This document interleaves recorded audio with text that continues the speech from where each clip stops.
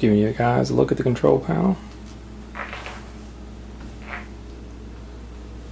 Turned out looking pretty nice.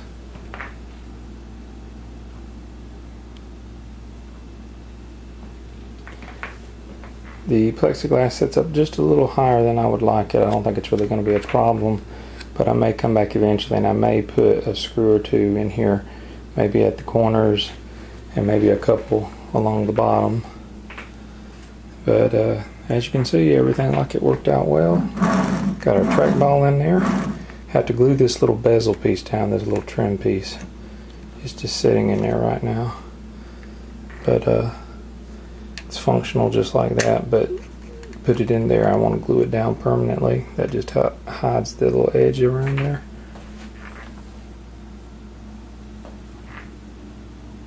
Got the blue T-molding on. I'm going to come back and tap that in a little tighter in a couple of areas. Went in pretty good around this side.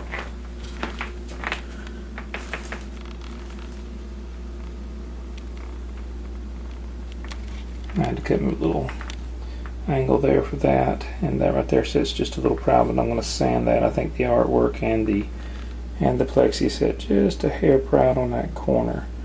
So if I push down on it and tighten the button nuts and everything and it doesn't move much, I'm just going to hit that with the belt sander, just barely, just touch it so it kind of meets there with the angle of the T-mold.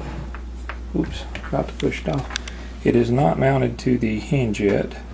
I have all the hardware ready to go and everything's pre-drilled. We did that a couple of videos back, but I just haven't attached it yet because I was still working with the T-molding.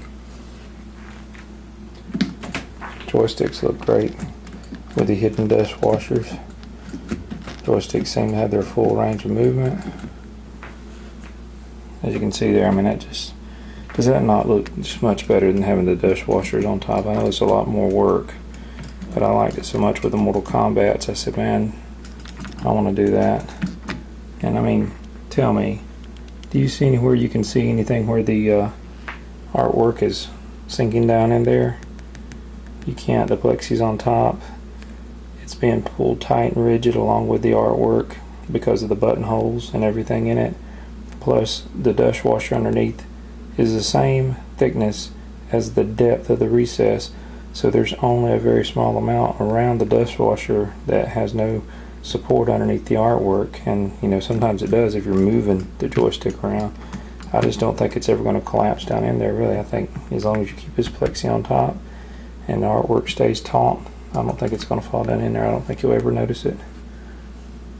I think it looks great though like that. And since I didn't use the adhesive on the back of the artwork, I can take this all apart, replace the joysticks, and whatever I need to do in the future if I need to, and it's not permanently mounted.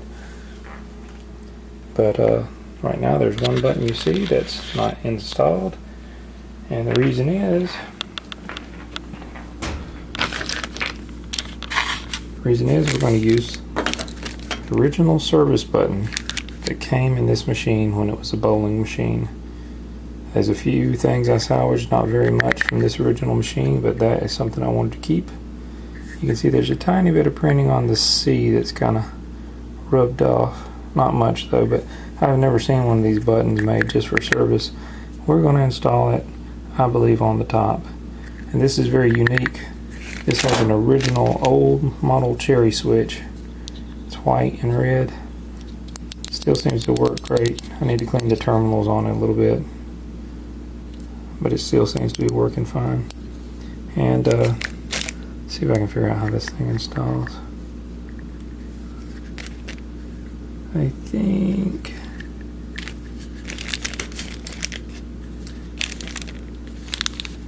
think you slide the button up into here like this. If I can do it one-handed. I never can do this stuff one-handed. I don't have that much dexterity. Although I can play Mortal Kombat 1 one-handed. Let me grab it with my other hand here.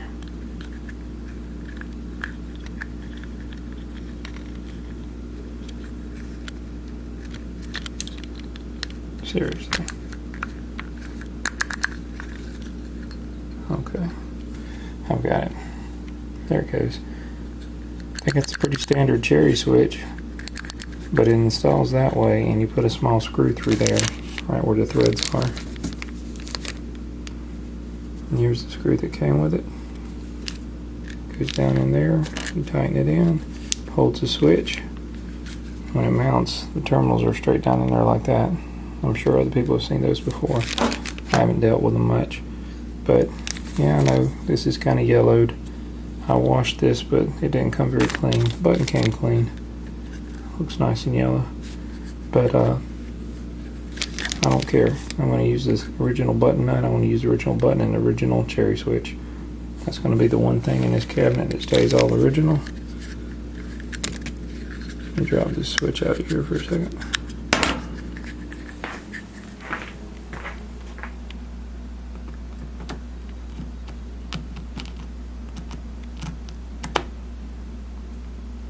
That's going to be its new home.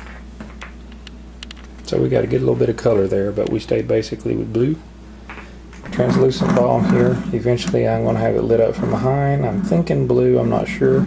Don't think I'm going to install a kit that does color changing. I think I'll keep it one color. But we'll see what happens with that. I'm really going to make my own homemade lighting kit. I don't think I'm going to buy anything offline. I'm just going to install some super bright LEDs behind there or something, and probably keep it a blue just to match with the buttons and the T-molding. And up here you got your player 1 start, your coin up button. This is going to be an enter button and a pause button, and I may put labels on those. Probably need to, unless I change the color of one of them. And got your player 2 start, player 2 coin up. This is going to be a service or escape button. I'm not sure exactly which I'm going to use it for. I may use it as a service button and then have an escape button to escape the game on, you know, like a shifted button or something. Use a shift function, and where you have to hold down another button or a direction on joystick and hit a button to do something. Haven't made my mind up yet. And got red buttons on the side right now for pinball buttons. Don't have those tightened in, they're just kind of in place right now.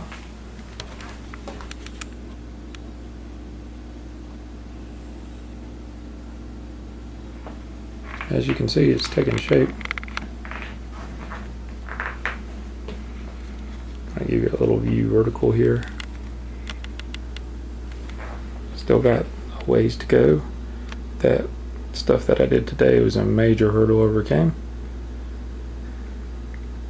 I'm going to finish connecting the hinge up and everything, and get the button nuts and all tightened up good. All the button nuts are on the bottom of these. I just haven't tightened them real tight yet because I thought I might want to shift the plexi slightly after I put the T-molding on. Make sure everything's lining up as good as possible, and then tighten everything down. Trackball's mounted in good and tight. Joysticks are just barely tight. They need to be tightened fully down. I did that also in case I need to shift things and move them slightly before I put them in their final resting place.